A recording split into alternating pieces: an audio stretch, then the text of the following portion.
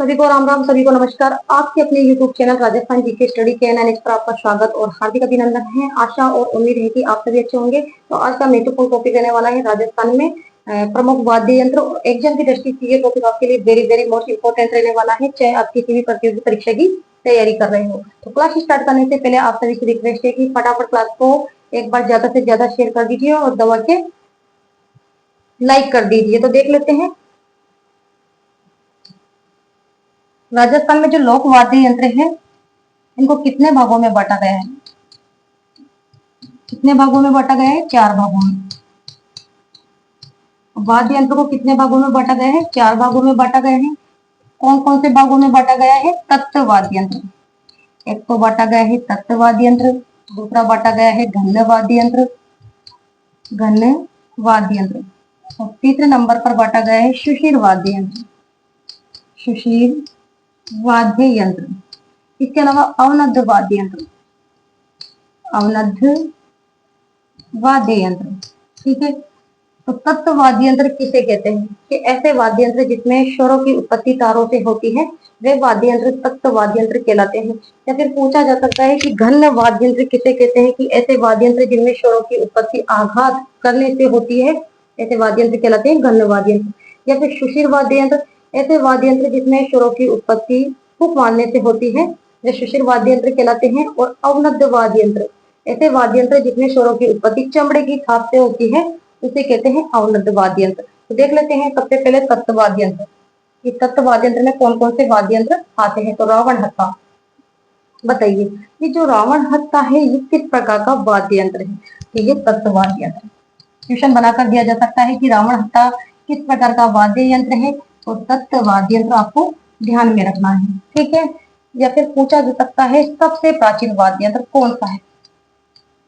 सबसे प्राचीन वाद्य यंत्र कौन सा है? तो आपको ध्यान में रखना है रावण हत्था। या फिर पूछा जा सकता है कि पाबूजी की फड़ गाते समय कौन से वाद्य यंत्र का प्रयोग किया जाता है? पाबूजी, पाबूजी की फड़ का वाचन करते समय, फड़ का वाचन करते समय प्रयोग। ठीक है। या फिर पूछा जा सकता है रामदेव जी के भोगों द्वारा भी इसका प्रयोग किया जाता है। रावण हत्था का रामदेव जी के भोगों द्वारा इसका प्रयोग किया जा सकता है। या फिर है जो कि रावण हत्था जो वाद्य यंत्र है किससे बनाया जाता है? तो ये बनाया जाता है आधे कटे नारियल पर बकरे का चमड़ा मढ़ा जाता है। आधे कटे नारियल पर, आधे कटे नारियल पर बकरे का चमड़ा, बकरे बकरे का चमड़ा मढ़कर किया जाता है, मढ़कर किया जाता है। यहाँ तक क्लियर? तो यहाँ से एग्जाम में आपसे क्वेश्चन पूछा जा सकता है रावण हत्था से संबंधित कि राजस्थान का सबसे प्राचीन वाद्य यंत्र है, या फिर रावण हत्था कैसा वाद्य यंत्र है, या फिर पाबूजी की फड़ गाते समय किस वाद्य यंत्र का प्रयोग किया जाता है। इसके अलावा देख लेते हैं सारंगी। तो सारंगी भी कैसा वाद्य यंत्र है? तत्व वाद्य यंत्र है। सारंगी तत्व वाद्य यंत्र। और कौन सी जाति के द्वारा इसका प्रयोग किया जाता है सारंगी का? बताइए। लंगा जाति द्वारा, लंगा जाति द्वारा प्रयोग किया जाता है। या फिर सारंगी का निर्माण कौन सी लकड़ी से होता है?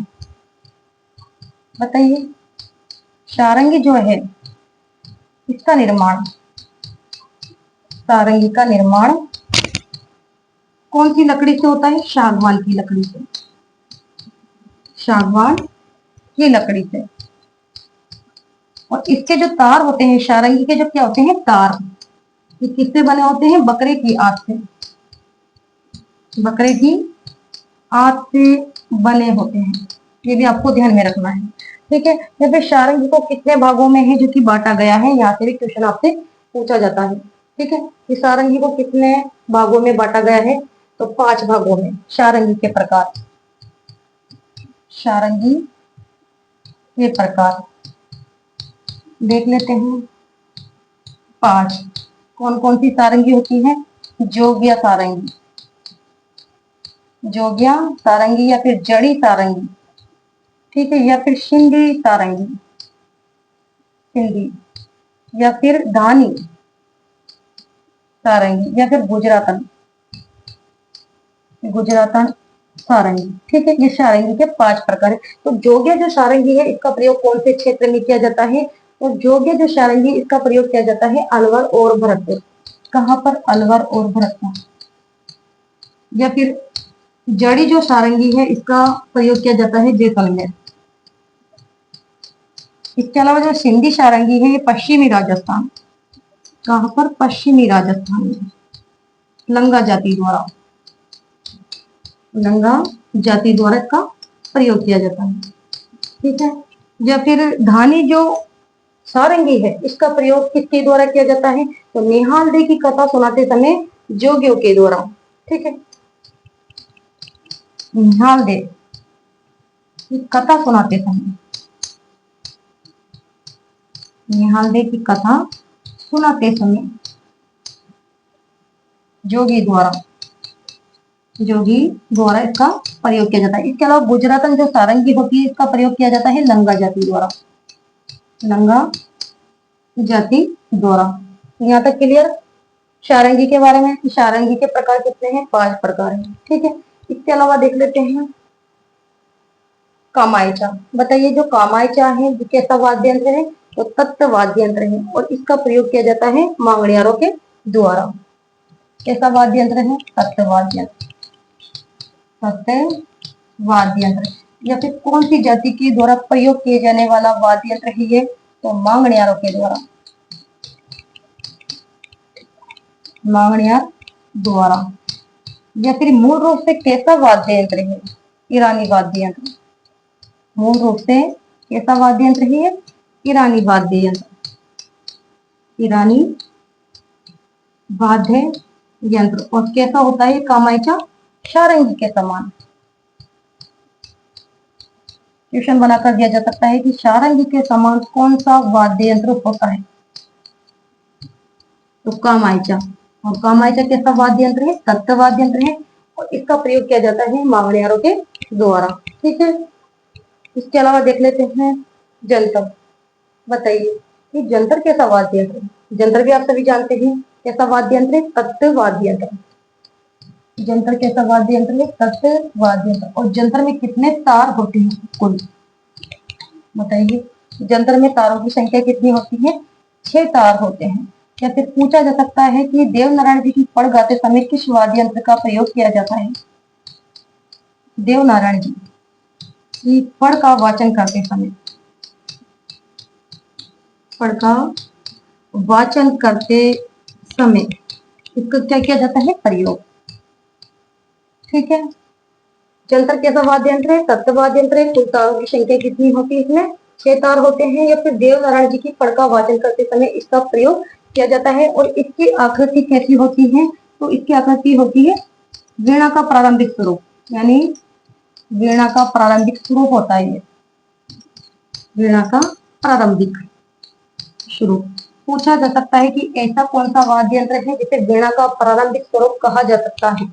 तो आपको ध्यान में रखना है जंतर वाद्य यंत्र। इसके अलावा बपंग, जो बपंग वाद्य यंत्र है ये भी कैसा वाद्य यंत्र है? तत्व वाद्य यंत्र है। बपंग कैसा? तत्व वाद्य यंत्र। इसके अलावा बपंग के जो प्रसिद्ध कलाकार हैं उनका नाम बताइए। बपंग के प्रसिद्ध कलाकार, बपंग के प्रसिद्ध कलाकार का नाम जहूर खां।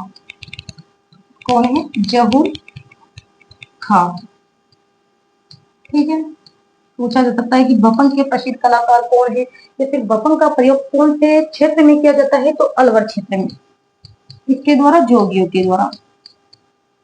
अलवर क्षेत्र में जोगियों द्वारा प्रयोग, जोगियों द्वारा प्रयोग किया जाता है। या फिर बपंग की जो आकृति है वे कैसी होती है? डमरू के समान कुंभे से निर्मित। कैसा होता है? डमरू के समान, डमरू के समान तुम्बे से निर्मित, इसकी होती है आकृति। ठीक है, तो यहाँ से भी क्वेश्चन आपको बनाकर दिया जा सकता है। इसके अलावा देख लेते हैं और कौन सा वाद्य यंत्र है। चिकारा, चिकारा भी तत्व वाद्य यंत्र है। और जो चिकारा है इसमें कुल कितने तार होते हैं? 3 तार। कैसा वाद्य यंत्र है? सबसे पहले देख लेते हैं कि चिकारा है तत्व वाद्य यंत्र और इसमें तारों की संख्या होती है 3। कितने तार होते हैं चिकारा में? 3 तार होते हैं। या फिर चिकारा का जो निर्माण है वे कौन सी लकड़ी से होता है? तो केर की लकड़ी से इसका निर्माण होता है, केर की लकड़ी से। या फिर इसका जो प्रयोग है वे कौन से क्षेत्र में किया जाता है? तो मेवात क्षेत्र में मेव जाति के सन्यासियों द्वारा, मेवात क्षेत्र में मेव जाति के सन्यासियों द्वारा, मेव जाति के सन्यासियों द्वारा इसका क्या किया जाता है? प्रयोग किया जाता है। ठीक है, चिकारा कैसा वाद्य यंत्र है? तत्व वाद्य यंत्र है। कुल तारों की संख्या कितनी होती है? तो 3 तार होते हैं और इसका निर्माण केर की लकड़ी से होता है। इसके अलावा देख लेते हैं शुरिंदा वाद्य यंत्र। ये जो शुरिंदा वाद्य यंत्र है ये भी तत्व वाद्य यंत्र है। कैसा वाद्य यंत्र है? तत्व वाद्य यंत्र, तत्व वाद्य यंत्र। ठीक है, शुरिंदा। और शुरिंदे का जो निर्माण है वे कौन सी लकड़ी से होता है? बताइए, क्वेश्चन अगर बनाकर दे दिया जाए कि शुरिंदे का निर्माण कौन सी लकड़ी से होता है? तो रोहिड़े की लकड़ी, रोहिड़े की लकड़ी से।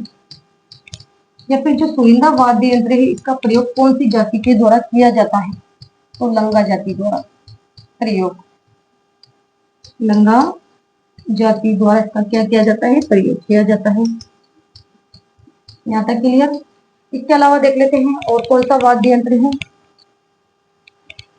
गोजरी, बताइए गोजरी कैसा वाद्य यंत्र है? तो गोजरी भी तत्व वाद्य यंत्र है और गोजरी में तारों की संख्या कितनी होती है? 5। कुल मिलाकर 5 तार होते हैं इसमें। पहली बात तो ये तत्व वाद्य यंत्र। और अगर तारों की इसमें संख्या आपसे पूछ ली जाए तो इसमें तार कितने होते हैं तो आपको करना है, इसमें होते हैं 5 तार। या फिर रावण हत्था का छोटा रूप है ये। कैसा वाद्य यंत्र है ये? गोजरी रावण हत्था का छोटा रूप। क्वेश्चन बनाकर दिया जा सकता है कि रावण हत्था का छोटा रूप कौन सा वाद्य यंत्र है? आपको ध्यान में रखना है गोजरी। इसके अलावा तंबूरा और चौतारा ये भी तत्व वाद्य यंत्र है, तत्व वाद्य यंत्र। कैसे होते हैं ये? तानपुरे के समान, तानपुरे के समान। ठीक है, यहाँ तक के लिए ये तंबूरा और चौतारा कैसा वाद्य यंत्र है? तत्व वाद्य यंत्र। इसके अलावा देख लेते हैं और कौन सा वाद्य यंत्र है जहाँ से आपसे एग्जाम में क्वेश्चन पूछे जा सकते हैं। दुकाको, बताइए ये दुकाको है तत्व वाद्य यंत्र। और इस दुकाको जो वाद्य यंत्र है इसे घुटनों के बीच में रखकर क्या किया जाता है? बजाया जाता है। कैसा वाद्य यंत्र है? तत्व वाद्य यंत्र। और जो दुकाको वाद्य यंत्र है इसे घुटनों के बीच में रखकर बजाया जाता है। और कौन सी जाति के द्वारा प्रयोग किया जाता है? तो भील जाति के द्वारा, भील जनजाति के द्वारा घुटनों के बीच में रखकर क्वेश्चन बनाकर दिया जा सकता है, बजाया जाता है। कि ऐसा कौन सा वाद्य यंत्र है जिसे घुटनों के बीच में रखकर है जो कि बजाया जाता है? तो दुकाको वाद्य यंत्र। या फिर दुकाको जो वाद्य यंत्र है इसका प्रयोग कौन सी जनजाति के द्वारा किया जाता है? जाति या समुदाय के द्वारा किया जाता है? तो भील जाति, भील जाति या समुदाय द्वारा इसका प्रयोग किया जाता है। ठीक है, यहाँ तक के लिए। इसके अलावा जो रबाब है ये कैसा वाद्य यंत्र है? तो आप सभी जानते हैं ये भी तत्व वाद्य यंत्र है। कैसा वाद्य यंत्र है? तत्व वाद्य यंत्र। या फिर रबाब जो वाद्य यंत्र है इसमें तारों की संख्या कितनी होती है? तो इसमें कुल होते हैं तार कितने? 4 तार होते हैं। और जो रबाब वाद्य यंत्र है इसका प्रयोग कौन सी जाति के द्वारा किया जाता है? तो मेव क्षेत्र में, मेव क्षेत्र में भाटों द्वारा, भाटों द्वारा प्रयोग किया जाता है इस वाद्य यंत्र का। यहाँ तक क्लियर हो गया?